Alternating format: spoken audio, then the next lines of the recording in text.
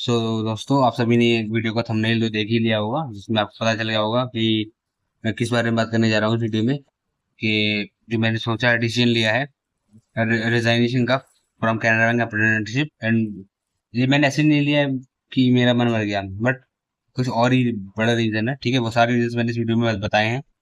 ठीक है, to multiple reason मिला के मुझे ये डिसीजन लेने पे मैं मजबूर किया।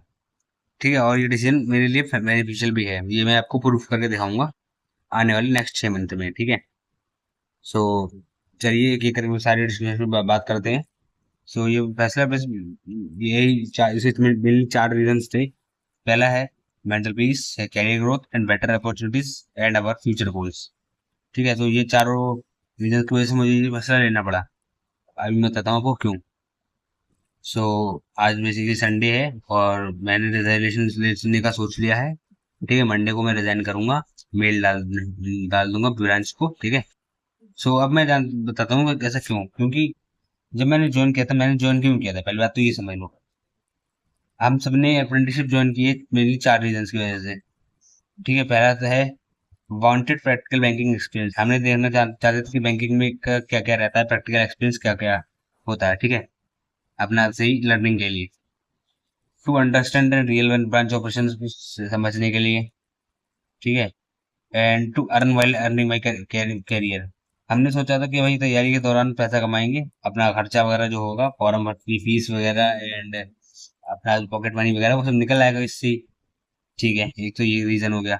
और दूसरा हो गया to explore whether banking suited my long term goals, कि बैंकिंग एग्जाम हमारे लिए सूटेबल है या नहीं। बैंकिंग में जितना जॉब का हमने देखा है, हेक्टिक जितना है अभी पीओ लेवल ऑफिसर वगैरह का, तो वो अपने लिए सूटेबल है या नहीं, वो चेक करने के लिए। सो बेसिकली अब मैं बताता हूँ इन सारी चीजों के बारे में अच्छे से। तो देखो, मुझे बेसिकली हो गए लगभग 7 मंथ करते हुए। अब मैं पहले आपको अपना हालत बताता हूँ कि वहां पर मैं कैसे रह रहा था। सो बेसिकली मुझे जो ब्रांच मिली थी मेरे घर से 65 किलोमीटर दूर थी। ठीक है, तो मुझे डेली अप डाउन करना तो पॉसिबल नहीं था, क्योंकि एक तरफ से जाने में 2 घंटा लगता है, तो दोनों तरफ से जाने में 4 घंटा तो लग ही जाएगा। ठीक है, और आधा घंटा हम अलग से मान लेते हैं, तो टोटल 4.5 घंटा लग जाएगा। ठीक है, और पैसे भी लगेंगे काफी ज्यादा। सो इसलिए मैंने सोचा था कि वहां पर रूम लेंगे। तो मैंने जहाँ पर ब्रांच थी मेरी, वहां पर मैंने रूम लिया था। एंड ठीक है, रूम लिया था जिसका रेंट जा रहा था। एंड रूम की हालत काफी ज्यादा खराब थी भाई। ठीक है, तो भाई ये सब मैंने बता रखा हूँ ऑलरेडी, मैं बार बार बताना नहीं चाहता। चलिए आगे चलते हैं। एक्चुअली वैसे हैपन को क्या हुआ था कि मैं सब कुछ सीख रहा था, सब कुछ अच्छा लग रहा था ब्रांच में मुझे। बट यार मैंने देखा जो वहां पर बैंक में इज्जत असली मिलती है ना, ऑफिसर को, परमानेंट स्टाफ को जो असली इज्जत मिलती है और जितना परसेंट पैसा मिलता है, उतना आप लोगों को नहीं मिल रहा था। ठीक है, काम काम हम कर रहे थे सारा, क्रेडिट वो लोग ले रहे थे। एंड ठीक है, तो जितना उनको परक्स और सैलरी मिल रही थी उतना तो हमको नहीं मिल रहा था। तो ये भी एक बहुत बड़ा फैक्टर था। तो ये यही सब सारी चीजें थी। और दूसरी बात मेरा वहां पर सिर्फ 15,000 में से 7,000 बच रहा था। ठीक है, बाकी 8,000 मेरा रहने खाने में खर्च हो जाता था। तो इसलिए मेरे लिए कुछ ज्यादा अच्छा था नहीं। बाकी उनके लिए ठीक है, जो लोग उनके डिस्ट्रिक्ट में ही मिला है। ठीक है, तो उनका पूरा पैसा बच रहा होगा, उनके लिए ठीक है ये। बाकी 5-7 हजार रुपये जाकर आपको कुछ बहुत बड़े महल खड़ा नहीं कर लोगे। ठीक है, इसलिए कोई फायदा नहीं है। जब भाई आप आपने पूरे दिन के 8 घंटे दे रहे हो, जैसे 8 घंटे में आप घर पर आराम से पढ़ाई कर सकते हो। ठीक है, किसी भी एग्जाम को लेकर अच्छे से, वो 8 घंटे आप बैंक में दे रहे हो, और बदले में आपको क्या मिल रहा है, मात्र 7,000 रुपए। और जो आप रूम में रह रहे हो जिसमें, उसमें आपको सारा काम खुद ही करना पड़ रहा है, लाइक कपड़े धोने से लेके। ठीक है, एंड बर्तन वगैरह। तो वहाँ काफी ज्यादा यार टाइम वेस्ट होता था वहां पर। इसलिए मैंने फैसला यही छोड़ने का, मैंने सोचा कि घर पर जाएंगे, आराम से पढ़ाई करेंगे। तो यही था मेरा रीजन डिसाइड करने का। देखो, अभी बैंकिंग की अपॉर्चुनिटीज आ रही हैं। पहला अपॉर्चुनिटी ये है कि अभी चल रहा है, बेसिकली जुलाई चल रहा है। ठीक है, आप लोगों को पता ही होगा। अभी आए आए हुए हैं किसके, एसबीआई पीओ का फॉर्म भर चुके। ठीक है, आईबीपीएस पीओ का फॉर्म आएंगे। आईबीपीएस पीओ के आएंगे, उसके बाद किसके आएंगे भाई, एसबीआई क्लर्क के आएंगे। के लड़के आएंगे, ठीक है, फिर आईबीपीएस के लड़के भी आएंगे। ये चार चार एग्जाम ही हो गए। उसके बाद आरआरबी के लड़के आएंगे, आरआरबी पीओ के आएंगे। छह एग्जाम हो गए। इसके बाद भाई क्या आएगा? इसके बाद अपना आएगा बोले तो एल आई सी में डबल ए और आरबीआई ऑफिस असिस्टेंट, ठीक है। ये भाई लगभग 8-9 मौके हैं इसके इन 6 महीने में। और लगभग दिसंबर तक अगस्त तक ये सारे फॉर्म आ जाएंगे। दिसंबर तक इन सबका मेंस हो जाएगा कंप्लीट। तो बेसिकली यही था मेरी अप्रेंटिसशिप। मैंने जनवरी में ज्वाइन करा था, तो मेरी जनवरी में खत्म हो जाती। बट अगर मैं लगातार इसको करता रहता और जनवरी में छोड़ता, तब तो ये सारे अटेम्प्ट खत्म हो जाते। सही है, ये सारे एग्जाम हो जाते, तब मुझे अगले साल में वेट करना पड़ता 27 का, 27 अगस्त का, क्योंकि 27 अगस्त में ये फॉर्म आते। तो इतना तो भाई। और मेरी वहां पर पढ़ाई वगैरह तो ज्यादा से ज्यादा बहुत कम हो पाती भाई थी। मैं वरना बहुत कोशिश करता था यार पढ़ने का, बट मैं हार्डली 4 घंटे से कर पाते थे, ठीक है। बट 4 घंटे मैंने समझ पाया कि बैंकिंग की तैयारी स्टार्ट की है, इतना सफिशिएंट नहीं है, क्योंकि इसमें मुझे प्रैक्टिस भी करनी है, नया नया पढ़ना भी है, नए टॉपिक्स लाइक, है ना। और फिर अपना काम भी करना है बैंक का और बाकी सारा। तो इसलिए बाहर टाइम मैनेज नहीं हो पा रहा था, बाकी हालत बहुत खराब थी मेरी। एंड अब मैंने फैसला लिया है कि मैं ये आने वाले 6 महीने के अंदर इनमें से कोई ना कोई सा एग्जाम क्लियर करके एक परमानेंट ऑफिसर या पीओ क्लर्क की नौकरी लेनी है हर हाल में, ठीक है। तो ये मेरा फैसला है भाई, इसलिए मैंने ये छोड़ने का फैसला लिया। बाकी आपको ये फैसला कैसा लगा, अब मुझे अपने कमेंट में राय बताना, ठीक है। एंड यार यही था।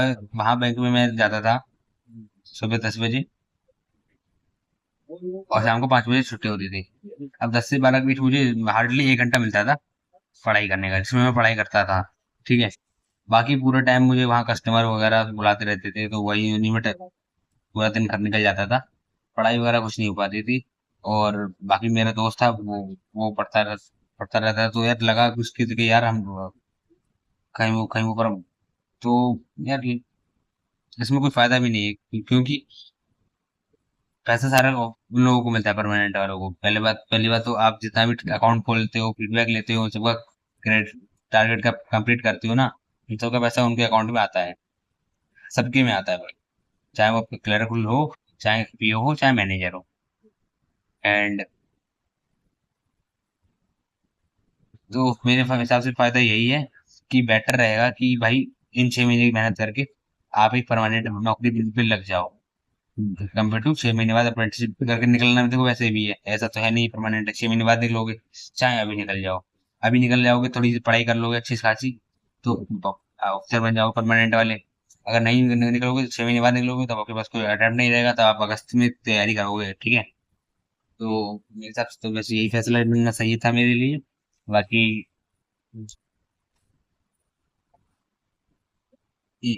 तो अब मेरा टारगेट बस यही है कि डेली आराम से मॉक टेस्ट दो, पढ़ाई करो, और मॉक टेस्ट में लेके आओ लगभग 60 70 70 नंबर तो लेके आओ भाई, ठीक है, फ्री में एसबीआई पीओके में।